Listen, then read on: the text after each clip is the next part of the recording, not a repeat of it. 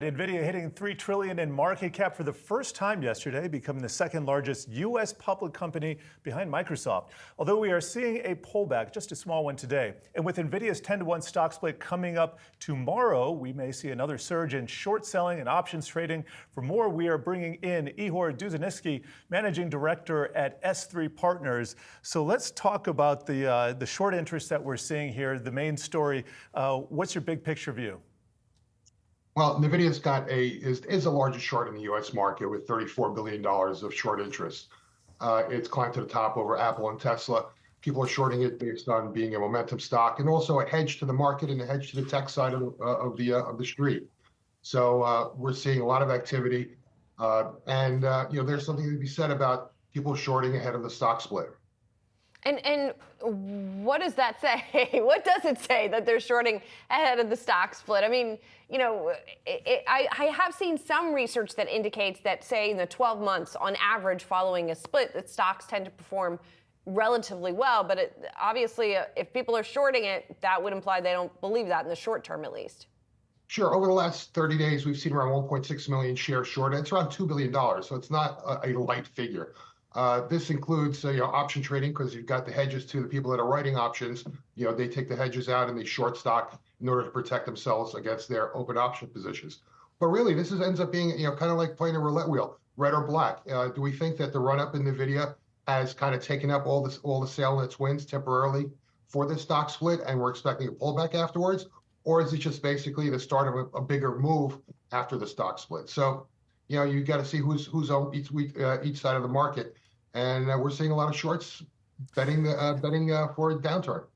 I want to ask you about GameStop here, another ticker that's in the news. We were talking about Roaring Kitty, Keith Gill, finally talking to the market, talking to the public tomorrow. What kind of short interest are you seeing in GameStop ahead of this event?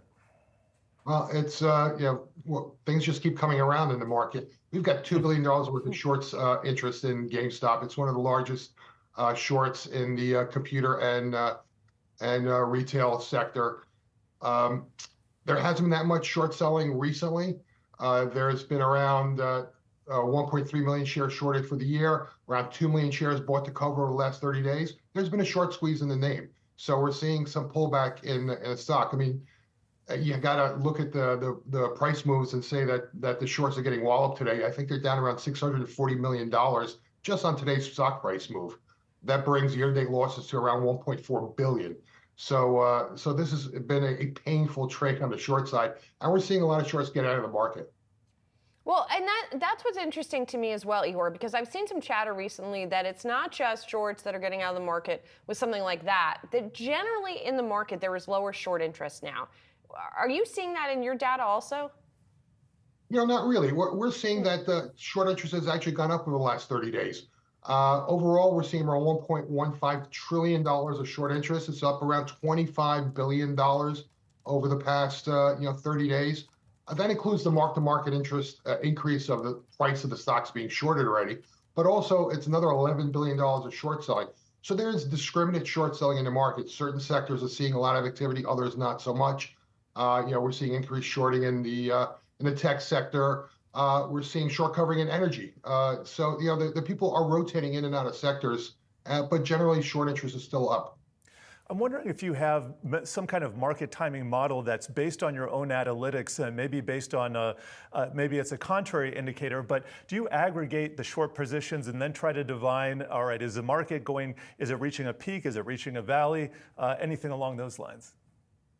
Yeah, that's not something we do to predict the pricing in the market. What we are looking at is what the street is doing, and when you look at it, a lot of the short selling or most of the short selling is done by the big institutions, hedge funds, and such. So you kind of look at it and say, okay, what's the quote unquote smart money doing in the market? You'll be looking at stocks that they're looking to short for profits for an alpha trade, and you're also looking at shorts that are used as hedges. So 12% of the entire short book in the U.S. is in Mag 7 stocks. So you've got stocks that are looking shorts that are looking at those stocks to go down, and also they're using it as a hedge to their entire portfolio. But right now we're seeing shorts increasing their positions. And finally, there's one more stock I wanted to ask you about, Ihor, that caught my eye on your list, and that is MicroStrategy, because most of the other stocks that are on this list are mega caps. MicroStrategy not really in that category. It also stands out because 21% of its float is shorted, which is quite a high number and one that, again, sticks out from the list. So what have we seen for the numbers there? Is that a recent development, or has that been pretty consistent? Yeah, well, just kind of to give it perspective, the average short interest percentage float is 4.8 for the U.S. market. So we're talking about 4 or 5 times the size of the normal average short in the market. MicroStrategy is kind of a twofold bet. It's a Bitcoin bet. So you want to short Bitcoin, short MicroStrategy. It's a much more liquid stock. You can get in and out of the position as opposed to going in and out of Bitcoin itself, or paying a premium in these ETFs. So you know what? A lot of shorts are saying, yeah, I'm going to short MicroStrategy instead of a cryptocurrency bet in the market. Proxy trade, love it. Exactly. And thanks for all of this very elucidating information here, Ivan Ivanisky.